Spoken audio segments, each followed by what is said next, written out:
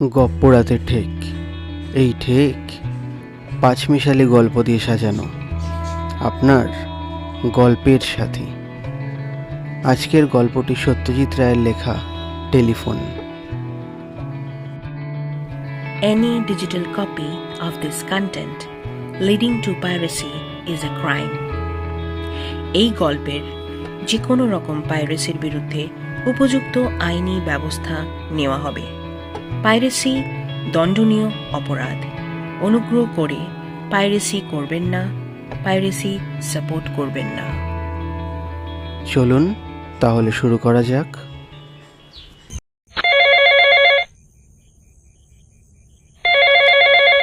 বীরেশবাবু বিরক্ত হয়ে খাটের পাশে টেবিলের ওপর রাখা টেলিফোনটার দিকে দেখলেন। টেলিফোনের পাশেই রাখা ঘড়ি, তাতে 12টা বাজে, রাত 12টা। বীরেশবাবু সবে হাতের বইটা বন্ধ করে ঘরের বাতিটা নেভাতে যাচ্ছিলেন, এদিকে টেলিফোনটা বেজেই চলেছে। বীরেশবাবু রিসিভারটা তুলে নিলেন। হ্যালো, 465176।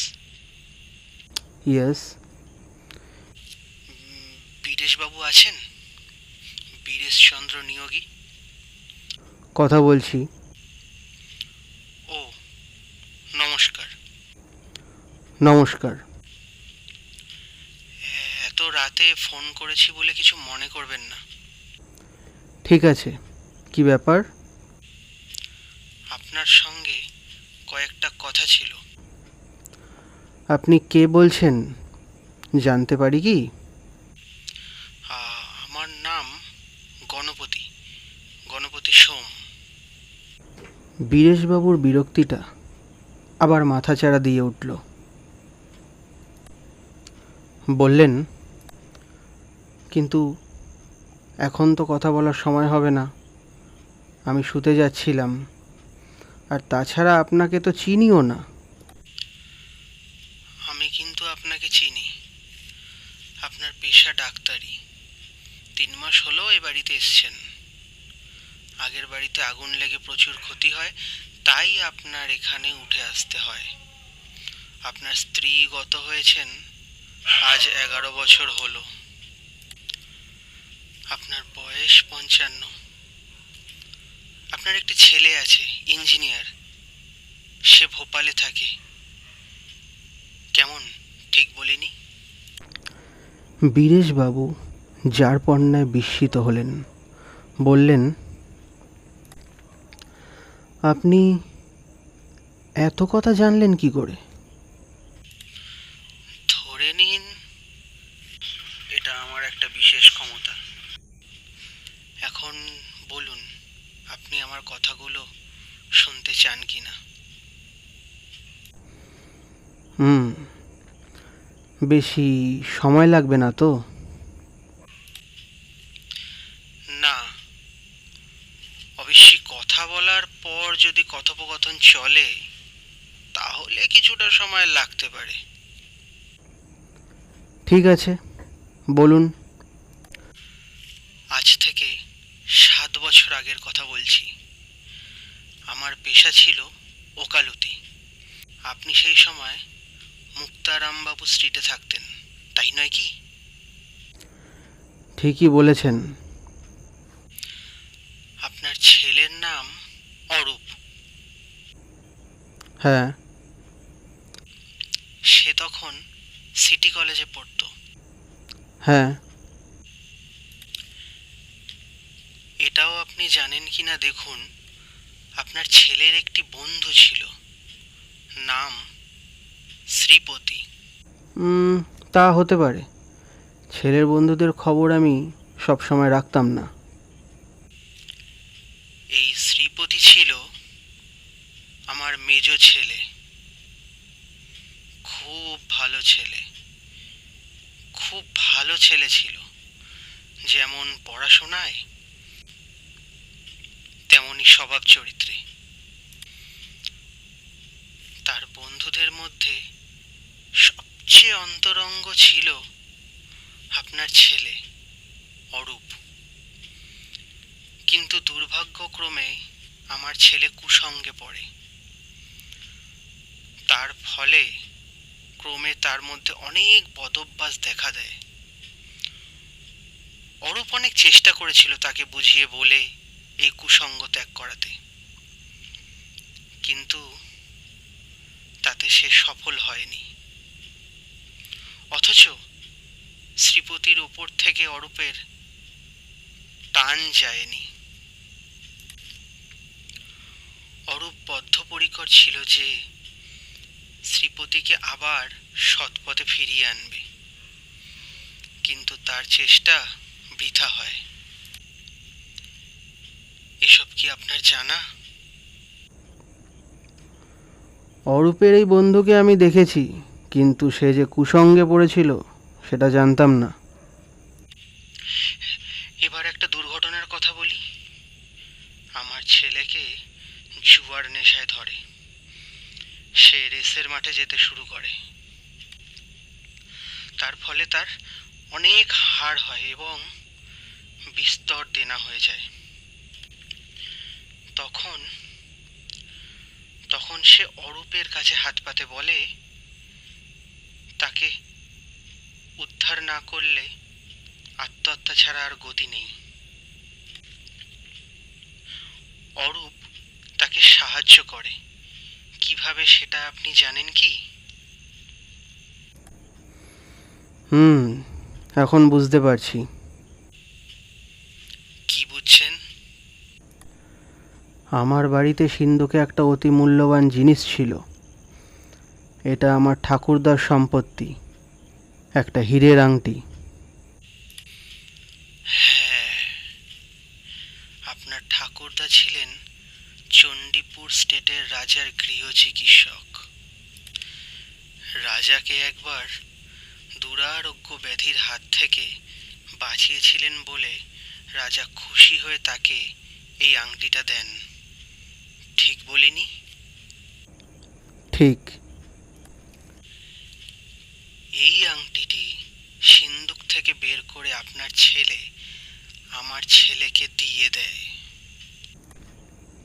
আশ্চর্য ব্যাপার, আমরা এই আংটি অন্তর্ধান রহস্য কোনো কিনারা করতে পারিনি, পুলিশও পারেনি।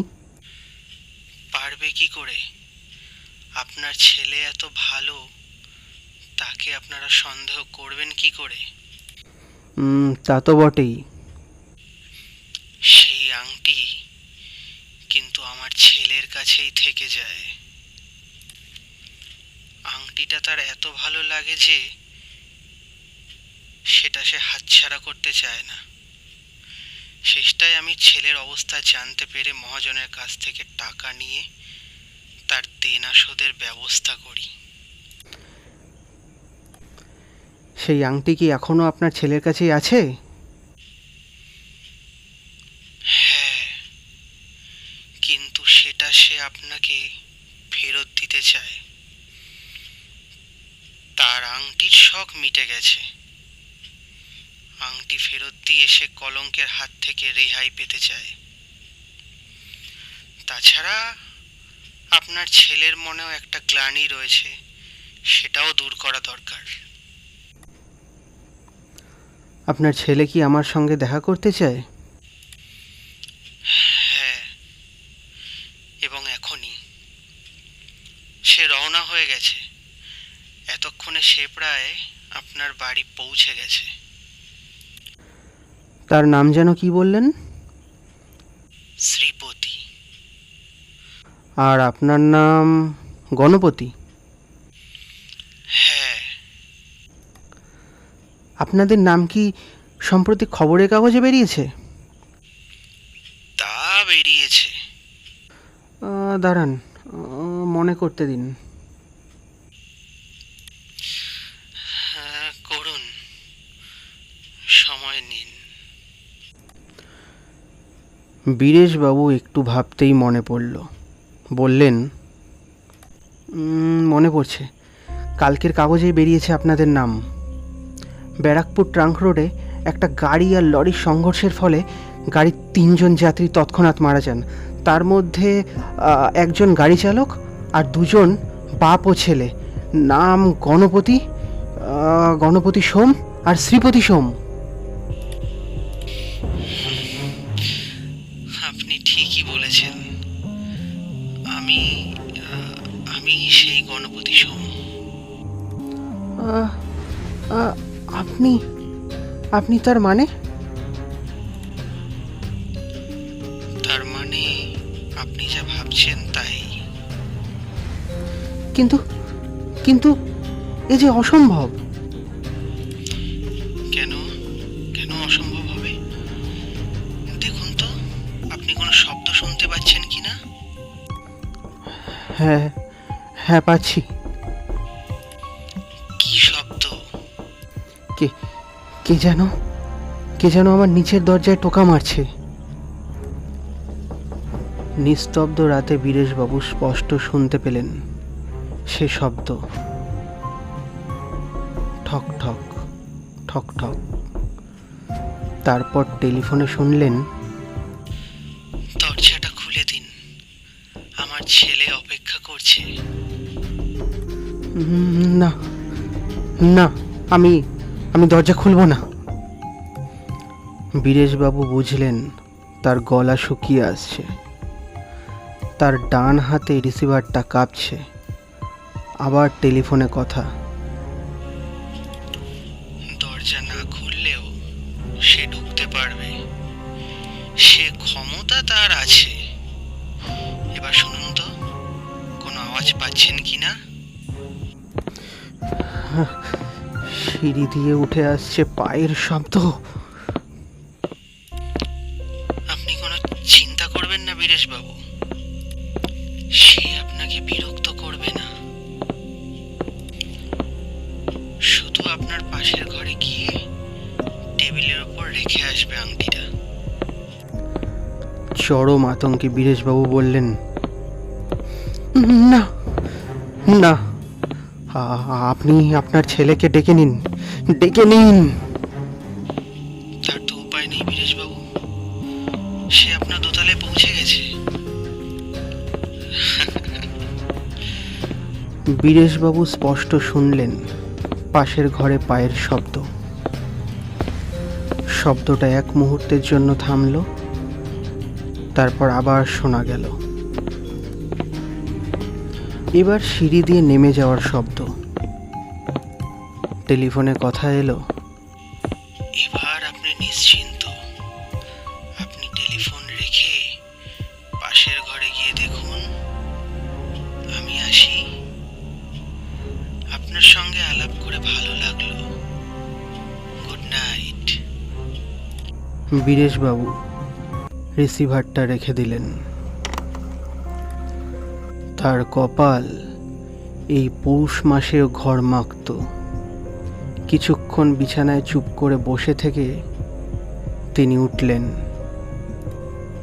অতি সন্তর্পণে এগিয়ে গিয়ে পাশের ঘরের ভেজানো দরজাটা খুলে ঘরে ঢুকে বাতিটা জ্বাললেন। হ্যাঁ, সত্যিই পড়ে আছে টেবিলের ওপর। এই অল্প আলোতেও ঝলমল করছে তার দুটি। 7 বছর পরে ফিরে পাওয়া তার ঠাকুরদাদার হীরের আংটি।